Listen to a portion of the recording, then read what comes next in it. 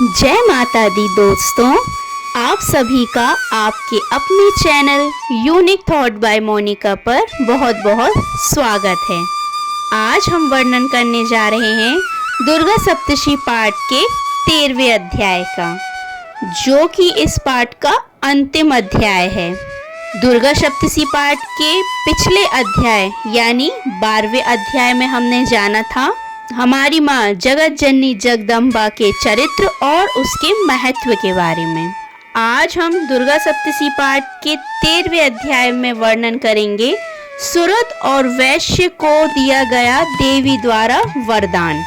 आखिर क्या वरदान दिया हमारी माता रानी ने सुरत और वैश्य को? आज हम इस अध्याय में इसी का वर्णन करने जा रहे हैं। अगर आप भी उत्सुक हैं इस वर्णन की संपूर्ण जानकारी प्राप्त करने के लिए, तो मेरे साथ इस वीडियो के अंत तक बने रहिए। आइए शुरू करते हैं हमारा आज का अध्याय, दुर्गा सप्तशी पाठ का अध्याय 13, सुरत और वैश्य को देवी का वरदान। जो उदय काल के सूर्यमंडल की सी कांति धारण करने वाली हैं, जिनके 4 भुजाएं और 3 नेत्र हैं, तथा जो अपने हाथों में पाश, अंकुश, वर एवं अभय की मुद्रा धारण किए रहती हैं, उन शिवा देवी का मैं ध्यान करती हूँ। इस अध्याय में आगे बढ़ते हैं। इससे पहले अगर आप मेरे चैनल पर पहली बार आए हैं तो इसे सब्सक्राइब कर लीजिए और बेल आइकन को हिट करना ना भूलिए, ताकि मेरी सारी अपडेट्स आप तक सबसे पहले पहुंचें।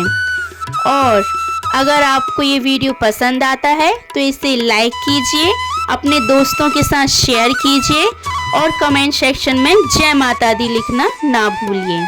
आइए आगे बढ़ते हैं दुर्गा सप्तशी पाठ के अध्याय 13 के साथ में।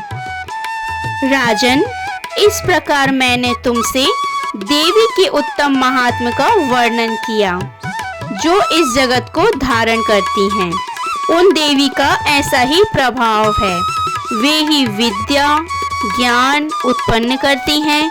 भगवान विष्णु की माया स्वरूपा उन भगवती के द्वारा ही तुम ये वैश्य तथा अन्ययन विवेकी जन मोहित होते हैं, मोहित हुए हैं तथा आगे भी मोहित होंगे। महाराज, तुम उन्हीं परमेश्वरी की शरण में जाओ। आराधना करने पर वे ही मनुष्यों को भोग, स्वर्ग तथा मोक्ष प्रदान करती हैं। मार्कंडेय जी कहते हैं, क्रौष्टिकी जी, मेघा मुनि के ये वचन सुनकर राजा सुरत ने उत्तम व्रत का पालन करने वाले उन महाभाग महर्षि को प्रणाम किया।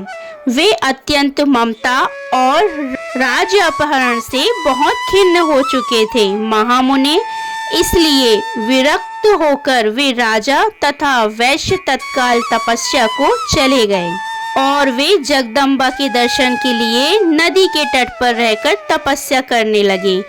वे वैश्य उत्तम देवी सूक्त का जाप करते हुए तपस्या में प्रवक्त हुए। वे दोनों नदी के तट पर देवी की मिट्टी की मूर्ति बनाकर पुष्प, धूप और हवन आदि के द्वारा उनकी आराधना करने लगे। उन्होंने पहले तो आहार को धीरे धीरे कम किया, फिर बिल्कुल निराहार रहकर देवी में ही मन लगाए एकाग्रता पूर्वक उनका चिंतन आरंभ किया। वे दोनों अपने शरीर के रक्त से प्रोक्षित बलि देते हुए लगातार 3 वर्ष तक संयम पूर्वक आराधना करते रहे। इस पर प्रसन्न होकर जगत को धारण करने वाली चंडिका देवी ने प्रत्यक्ष दर्शन देकर कहा। देवी बोली, राजन तथा अपने कुल को आनंदित करने वाले वैश्य, तुम लोग जिस वस्तु की अभिलाषा रखते हो वह मुझसे मांगो, मैं संतुष्ट हूँ। अंततः तुम्हें वह सब कुछ दूंगी।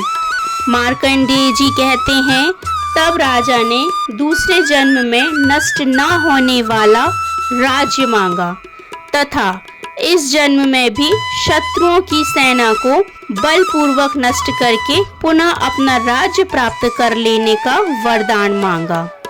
वैश्य का चित्त संसार की ओर से खिन्न एवं विरक्त हो चुका था। और वे बड़े बुद्धिमान थे। अंततः उस समय उन्होंने तो ममता और अहंता रूप अशक्ति का नाश करने वाला ज्ञान मांगा। देवी बोली, राजन, तुम थोड़े ही दिनों में शत्रुओं को मारकर अपना राज्य प्राप्त कर लोगे। अब वहां तुम्हारा राज्य स्थिर रहेगा।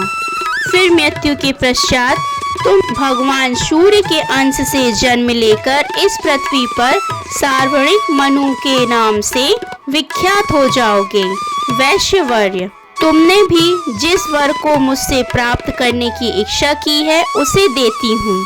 तुम्हें मोक्ष के लिए ज्ञान प्राप्त होगा। मार्कंडेय जी कहते हैं, इस प्रकार उन दोनों को मनोवांछित वरदान देकर तथा उनके द्वारा भक्ति पूर्वक अपनी स्तुति सुनकर देवी अंबिका तत्काल अंतर्ध्यान हो गईं।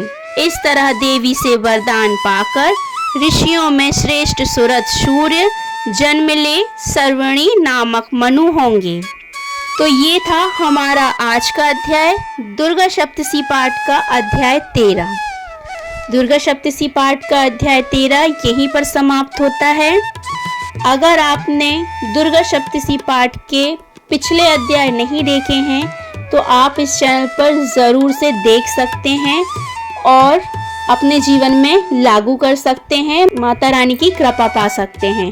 क्योंकि कहा जाता है कि दुर्गा सप्तशी पाठ का अध्ययन करने से, उसे सुनने से और सुनाने से हमें मोक्ष की प्राप्ति होती है, हमारे कष्ट मिटते हैं और हमें सुख संपत्ति प्राप्त होती है। अगर आप भी चाहते हैं कि माता रानी की कृपा आपके और आपके परिवार पर बरसे तो इन अध्यायों को सुनना ना भूलिएगा। मिलती हूँ आपसे नेक्स्ट वीडियो में। तब तक के लिए खुश रहिए, अपना ध्यान रखिए, माता रानी के गुणगान करते रहिए। जय माता दी।